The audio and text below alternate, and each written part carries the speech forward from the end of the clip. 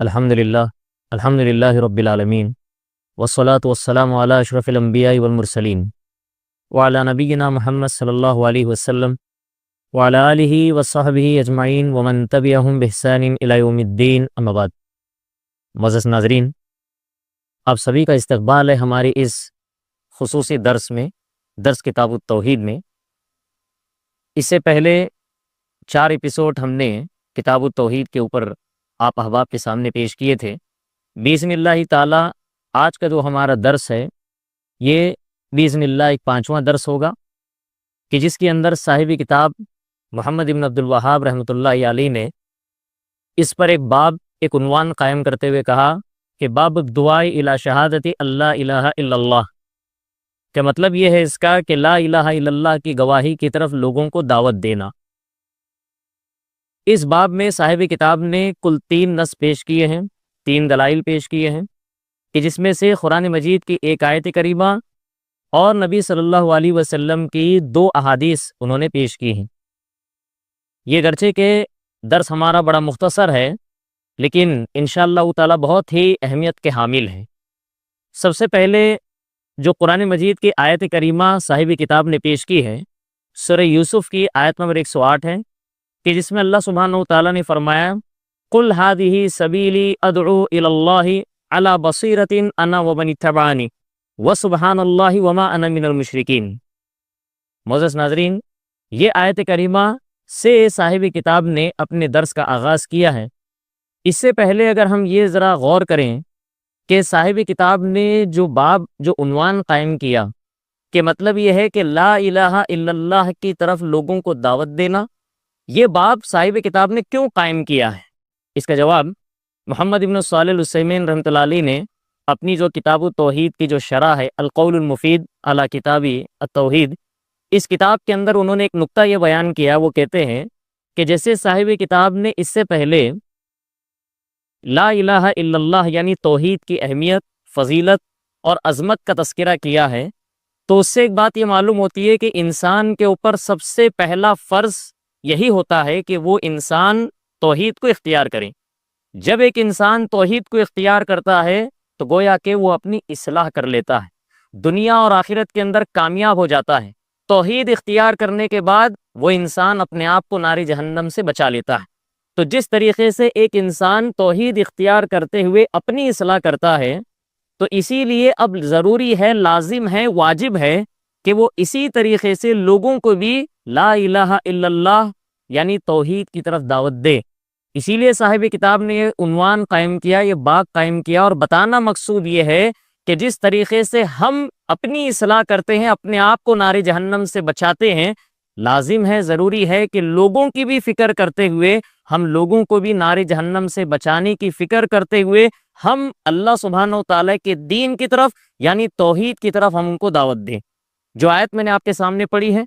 سورہ یوسف کی آیت نمبر 108 میں اللہ سبحانہ و تعالیٰ نے نبی صلی اللہ علیہ وسلم سے خطاب کرتے ہوئے فرمایا قل هذه سبیلی ادعو الی اللہ علی بصیرۃ انا ومن اتبعنی۔ اللہ سبحانہ و تعالیٰ نے نبی صلی اللہ علیہ وسلم سے فرمایا کہ اے نبی آپ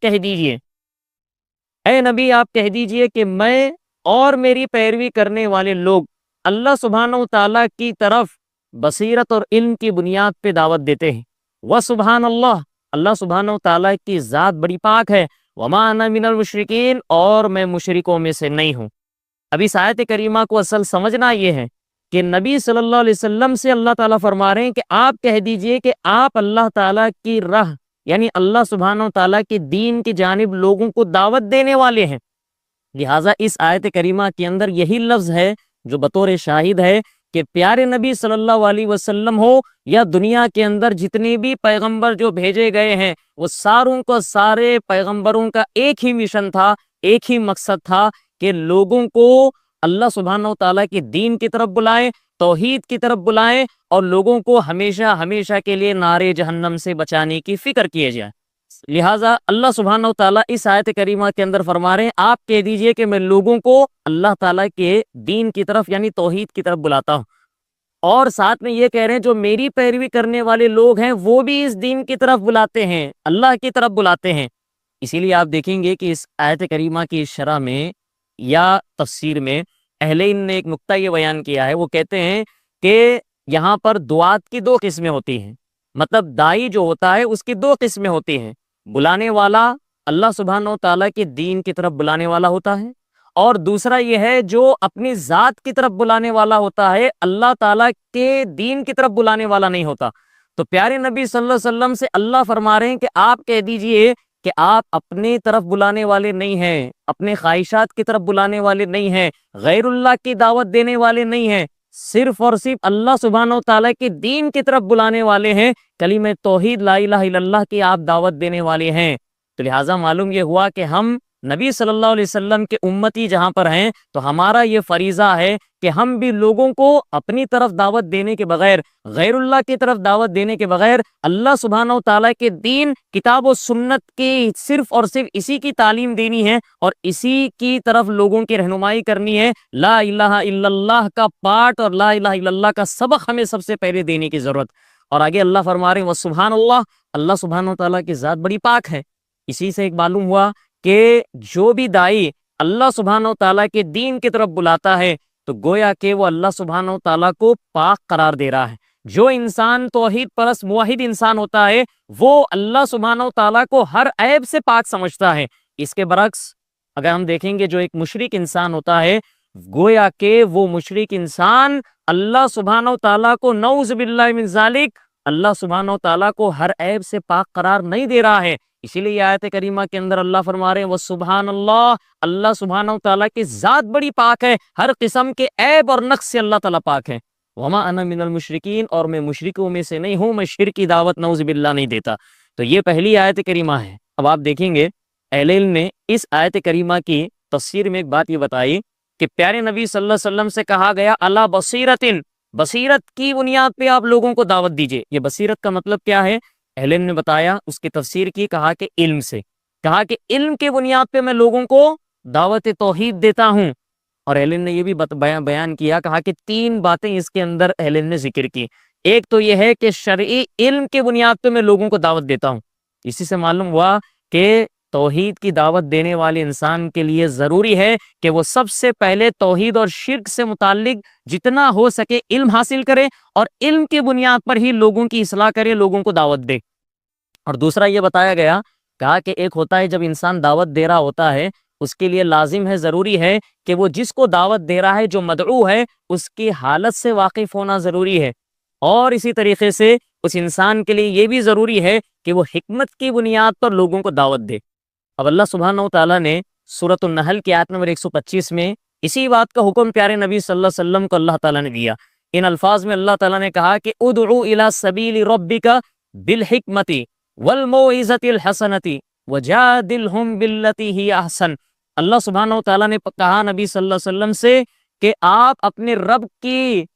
راستے کی طرف دعوت دیجئے لوگوں کو، بالحکمتی، حکمت کے ذریعے، والموعظۃ الحسنہ، اور بہترین واعظ و نصیحت کے ذریعے، وجادلہم باللتی ہی احسن، اور جو بہترین اور اچھی گفتگو ہو سکتی ہے اس کے ذریعے سے لوگوں کو آپ اللہ تعالیٰ کے دین کی طرف، اس کے راستے کی طرف دعوت دیں۔ تو معلوم یہ ہوا کہ ایک دائی کے اندر یہ تمام اوصاف پائے جانے لازم ہے۔ سب سے پہلی دائی کے اندر یہ شرط ہے کہ اس کے اندر اخلاص ہو، وہ اخلاص کی بنیاد پہ اللہ تعالیٰ کی طرف لوگوں کو دعوت دے، اور دوسرا مدعوین جو جس کو بلا رہا ہے ان کی حالت سے واقف ہو، تیسرا حکمت کی بنیاد پر لوگوں کو دعوت دینی چاہیے، اور چوتھا یہ بتاتے ہیں کہ انسان کے اندر صبر ہونا چاہیے۔ جب بھی وہ دائی انسان اللہ کے راستے میں نکلا، اللہ تعالیٰ کے بندوں کو اللہ کی طرف بلاتا ہے تو وہاں پر آزمائش اور مصیبتیں اس کے اوپر ٹوٹ پڑتی ہیں، اور ایسے موقع پر وہ دائی انسان ہمیشہ اللہ سبحانہ و تعالیٰ سے اجر و ثواب کی امت سے صبر کرتے ہوئے دعوت دے گا تو انشاءاللہ تعالیٰ یہ دعوت اس کی کامیاب رہے گی۔ یہ پہلی آیت کریمہ ہے جو صاحب کتاب نے ذکر کی۔ اس کے بعد عبداللہ ابن عباس رضی اللہ تعالیٰ عنہما سے مروی جو حدیث صحیح بخاری صحیح مسلم میں ہے، صاحب کتاب نے اس کو پیش کیا ہے۔ وہ ایک واقعہ ہے بڑا مشہور ہے کہ جس میں پیارے نبی صلی اللہ علیہ وسلم نے معاذ بن جبل رضی اللہ تعالیٰ عنہ کو یمن کی جانب جب نبی صلی اللہ علیہ وسلم نے گورنر بنا کر کے بھیجا تھا تو آپ نے ان کو چند نصیحتیں فرمائی تھیں۔ اس حدیث کے اندر یہ ہے کہ پیارے نبی صلی اللہ علیہ وسلم نے معاذ بن جبل رضی اللہ تعالیٰ عنہ کو کہا تھا کہ انک تاتی قوما من اہل الکتاب۔ نبی علیہ الصلوۃ والسلام نے کہا کہ بے شک معاذ تم اہل کتاب ایک قوم کے پاس تم جا رہے ہو دائی بن کر کے، اور آگے پیارے نبی صلی اللہ علیہ وسلم نے فرمایا فَلْيَكُنْ أَوَّلَ مَا تَدْعُوهُمْ إِلَيْهِ شہادتی اللہ الہ الا اللہ۔ نبی علیہ الصلوۃ والسلام نے کہا سب سے پہلی دعوت، سب سے پہلی چیز جو تم لوگوں کو بلاؤ گے اللہ تعالیٰ کی دین کی طرف، وہ شہادت یعنی لا الہ الا اللہ ہے۔ تو اسی سے ایک بات معلوم ہوئی، ایک نکتہ یہ معلوم ہوا کہ جو بھی دائی سب سے پہلے لوگوں کو بلا رہا ہے کسی چیز کی جانب، ضروری ہے کہ وہ سب سے پہلے کلمہ توحید لا الہ الا اللہ کا مفہوم لوگوں کے سامنے بیان کرے۔ لا الہ الا اللہ کا کیا مطلب ہے، اس کے کیا تقاضے ہیں، توحید کو سب سے پہلے وہ انسان پیش کرے۔ معلوم یہ ہوا کہ ایک انسان چاہے وہ زمینی سطح پر لوگوں کو کام انجام دے رہا ہے، یا وہ انسان مسجد کے اندر ممبر و محراب سے مصلی سے بھی اگر کسی کی دعوت دے رہا ہے تو اللہ تعالیٰ کے دین کی طرف دعوت دے گا، لا الہ الا اللہ کلمہ توحید کی طرف لوگوں کو سب سے پہلے بلائے گا۔ اس کے اندر ایک رد ہے، اہل علم نے یہ بھی بیان کیا کہ ان لوگوں کا رد ہے اس حدیث کے اندر جو یہ کہتے ہیں کہ سب سے پہلے لوگوں کو نماز کی طرف بلانا چاہیے۔ پیارے نبی صلی اللہ علیہ وسلم فرما رہے ہیں فَلْيَكُنْ أَوَّلَ مَا تَدْعُوا إِلَيْهِمْ کہ سب سے پہلی چیز اس کی طرف تم لوگوں کو بلائے گے وہ کلمہ توحید لا الہ الا اللہ ہے۔ اب دیکھیے آپ خود اس ترتیب کو لحاظ کرتے ہوئے آپ چلیے اس حدیث کے اندر، نبی علیہ الصلوۃ والسلام آگے فرما رہے ہیں فَإِنْهُمْ أَطَاعُوكَ لِذَلِكَ اور اگر لوگ آپ کی اطاعت کر لیں اس بات پر، مطلب اگر وہ لا الہ الا اللہ پڑھ لیں، شہادتین کا اقرار کر لیں، لا الہ الا اللہ کے تقاضوں کو سمجھ جائیں، مسلمان بن جائیں آپ کے ہاتھوں، تو نبی علیہ الصلوۃ والسلام فرما رہے ہیں کہ دوسری چیز جس کا حکم آپ لوگوں کو دو گے وہاں پر آپ نے فرمایا فَأَعْلِمْهُمْ أَنَّ اللَّهَ افْتَرَضَ عَلَيْهِمْ 5 صلوات فِي كُلِّ يَوْمٍ وَلَيْلَةٍ۔ نبی علیہ الصلوۃ والسلام نے کہا کہ آپ انہیں تعلیم دو، بتاؤ کہ بے شک اللہ سبحانہ و تعالیٰ نے ان کے اوپر دن اور رات میں 5 نمازیں فرض کی ہیں۔ آپ سب سے پہلے اس نقطے کو سمجھنے کی کوشش کریے کہ یہاں نبی علیہ الصلوۃ والسلام فرما رہے ہیں سب سے پہلی تعلیم لوگوں کو لا الہ الا اللہ کی طرف بلایا جائے گا، اگر وہ مان لیتے ہیں، قبول کر لیتے ہیں، دوسری تعلیم یہ دی جائیں گی، کہا کہ لوگوں کو نماز کی طرف بلایا جائے گا۔ اور پیارے نبی صلی اللہ علیہ وسلم آگے فرما رہے ہیں فَإِنْهُمْ أَطَاعُوكَ لِذَلِكَ اور اگر لوگ آپ کی یہ بھی بات مان لیں، 5 وقت نمازیں پڑھنے لگیں، فَأَعْلِمْهُمْ أَنَّ اللَّهَ افْتَرَضَ عَلَيْهِمْ صَدَقَةً آپ لوگوں کو بتائیے کہ بے شک اللہ سبحانہ و تعالیٰ نے ان کے اوپر زکوٰۃ فرض کی ہے، تو خذ من اغنیائہم فترد علی فقرائہم کہ زکوٰۃ کا مصرف نبی صلی اللہ علیہ وسلم نے اس حدیث کے اندر بیان کیا کہ جو مالدار لوگ ہوتے ہیں ان سے زکوٰۃ لی جائے گی، اور اسی بستی اسی شہر کے جو غربا مساکین فقیر لوگ ہیں ان کے اوپر یہ زکوٰۃ کی تقسیم کی جائے گی۔ تو اسی سے بات معلوم ہوئی کہ جہاں پر بستی کوئی بھی ہوتی ہے وہاں کے جو مالدار حضرات ہوتے ہیں اور ان کے مال میں جب زکوٰۃ فرض ہو جاتی ہے تو ان کے لیے لازم ہے کہ ہر سال اللہ تعالیٰ کی راہ میں زکوٰۃ نکالیں، پھر اس کے بعد میں جو اسی شہر اسی بستی کے جو غریب قسم کے لوگ ہیں، محتاج ہیں، مساکین ہیں، ان کے اوپر یہ مال کی تقسیم کی جائے گی۔ اس کے بعد پیارے نبی علیہ الصلوۃ والسلام نے آگے یہ فرمایا فَإِنْهُمْ أَطَاعُوكَ لِذَلِكَ اور اگر لوگ یہ بھی آپ کی بات مان لیں، آپ کی اطاعت کر لیں، تو آپ نے فرمایا فَإِيَّاكَ وَكَرَائِمَ أَمْوَالِهِمْ نبی علیہ الصلوۃ والسلام نے فرمایا کہ خبردار سن لو معاذ، ان لوگوں کی زکوٰۃ جب تم لے رہے ہو اس میں سے قیمتی مال کو ہرگز نہ لینا، قیمتی مال کو لینے سے پوری طریقے سے بچے رہنا، اجتناب کرنا۔ ایسے سے معلوم یہ ہوا کہ جو انسان زکوٰۃ نکالتا ہے اس میں سے قیمتی مال سامنے والا انسان نہیں لے گا جو لینے والا ہے، لیکن اس میں سے جو درمیانی قسم کا جو مال ہوتا ہے وہی مال لے گا۔ اسی سے معلوم ہوا کہ ایک انسان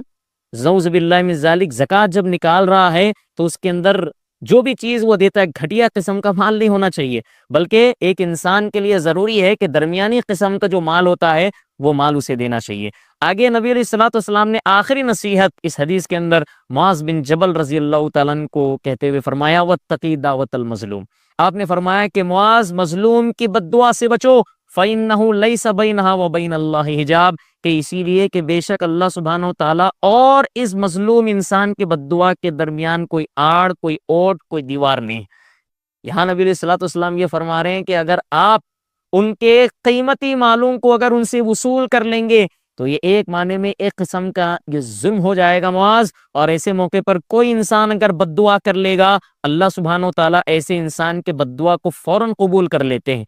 اس حدیث کے اندر ایک بات یہ بھی معلوم ہوئی، کہا کہ جو انسان ظالم ہے ایسے ظالم انسان کو یہ تربیت دی جا رہی ہے، اسے تنبیہ کی جا رہی ہے کہ وہ انسان جتنا جلد ہو سکے ظلم سے باز آ جائے۔ اگر وہ ظالم انسان کسی انسان پہ ظلم کرتا ہے،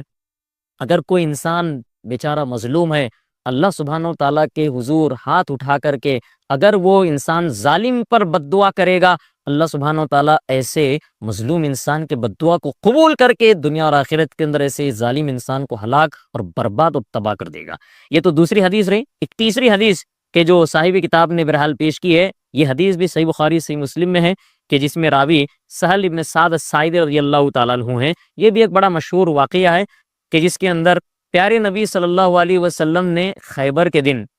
جب خیبر کی جنگ لڑی جانے والی تھی تو نبی علیہ الصلوۃ والسلام نے اس سے پہلے صحابہ کرام سے یہ جملہ ارشاد فرمایا تھا۔ آپ نے کہا تھا لَأُوتِيَنَّ الرَّايَةَ غَدًا رَجُلًا يُحِبُّ اللَّهَ وَرَسُولَهُ وَيُحِبُّهُ اللَّهُ وَرَسُولُهُ۔ پیارے نبی علیہ الصلوۃ والسلام نے فرمایا، کہا کہ کل خیبر کی جنگ لڑی جانے والی ہے، میں ایک ایسے انسان کے ہاتھوں جھنڈا دینے والا ہوں جو اللہ اور اس کے رسول سے محبت کرنے والا ہے، اور اللہ اور اس کے رسول اس انسان سے محبت کرنے والے ہیں۔